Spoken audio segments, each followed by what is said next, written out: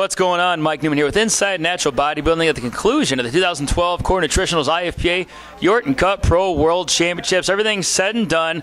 The real heat of the battle here was Philip Ricardo versus Cleveland Thomas. That was the matchup everybody's been wanting to see all year round. Is what I've been wanting to see. And Cleveland Thomas is your Yorton Cup champion. Philip Ricardo was a close second place. It couldn't have been unanimous. I mean, I didn't know which way to go. I wouldn't have wanted to be a judge at that. I know it was tough. It could have went either way. Nobody would have argued either way because, I mean, Cleveland's a good champion, so are you. So no matter who got it, it would have been fine either way. But how do you feel after taking second place in that class? I mean, you know, everyone wants to win. But like you said, it was a very close show. Cleveland came in fuller, bigger. You know, he's won a lot of shows this year. He's a great champion. If I'm going to lose to somebody, I'm going to lose to, one of the best in the world. So I can't hang my hat or be sad about it because, you know what, me and him battled it out.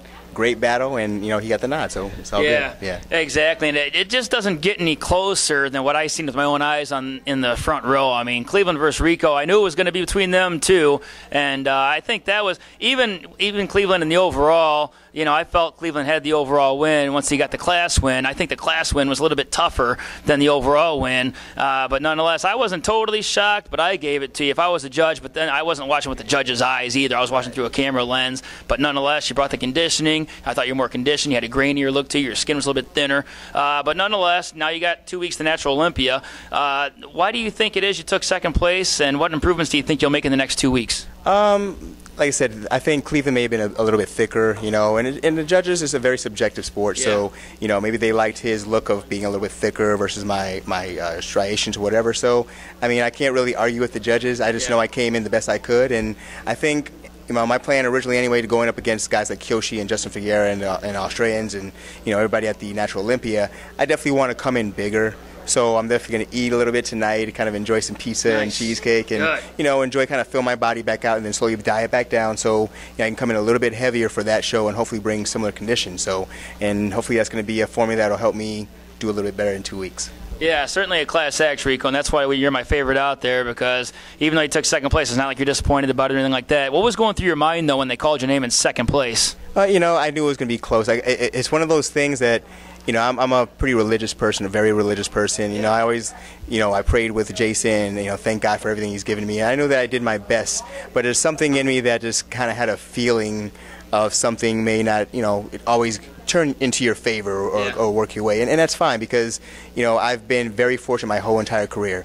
And things start getting to the point where life takes a hold and you got different priorities and stuff like that. Not saying I didn't put everything into this, I definitely did. But it's one of those things where I saw Cleveland, I saw myself, and I look at the show and just how it was going about. And I had a feeling that things can go is very close and, things happen. I've seen shows where judges look for a certain thing here and then a certain thing there. Yeah. So in this show, I heard a lot of positive feedback about how my conditioning was and how I was going to do in the class. But, it is what it is. So it's fine. It really could have went either way. I was on the edge of my seat. I really had no idea which way it was going to go. It was the closest epic battle I've ever seen, and that's exactly what it was, an epic battle with Philip Ricardo versus Cleveland Thomas. So check it out on my YouTube channel, and hopefully some of you guys seen it on the live broadcast. The broadcast will be rebroadcast as well at YortonCup.com.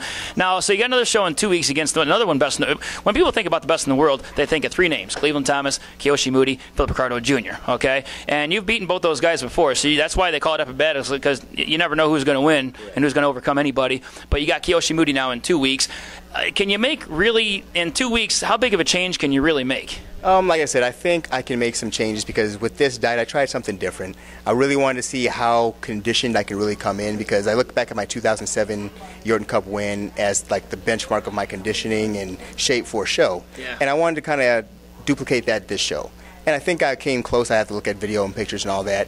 And I thought that conditioning is usually what the Yorton Cup IFPA goes for. Yeah. I know at the Natural Olympia, they go for size. You got guys like Michael Waddington, who's huge. You got Kyoshi, who's probably the biggest natural out there. Justin Figueroa, thick guy. So I know that I have to be thicker, and I can probably sacrifice a little bit of conditioning for that size. So my whole plan was come in really shredded for this one and come in a little bit thicker for the next one. So that's the kind of changes I can do. My body is like a balloon. It goes back and forth. So as far as me upping my macros, upping my carbs and stuff like that, cutting down with where I don't do any cardio, and I should come in a lot thicker for the next show. And like I said, hopefully it does the trick. Like you said, me and Kyoshi, we've gone up against each other. He's definitely got an edge on me on a couple of battles, but I have beaten him before. Yeah. You know, same with Cleveland. I had the edge on him, but he got me today. That's how it is, and, you know, we're all, you know, we can all just shake hands and be friends after the show, and that's how it is. And, you know, I'm very happy for Cleveland today, and now I've got to go after Kyoshi and see how it goes. Okay, and I can't forget the rest of the guys, too, because the Australians are bringing some, so I don't want to overlook those guys like Justin Figuera and Tim Martin and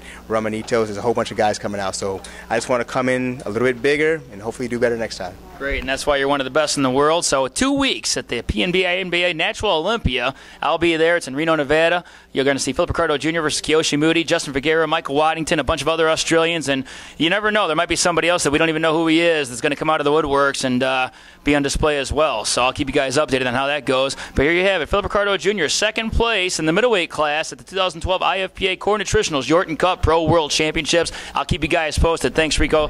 You're my favorite, man. You're the classiest guy in the whole damn sport. This is Philip Ricardo Jr. I'm Mike Newman. This is Inside Natural Bodybuilding. We're out of here. Thanks for watching.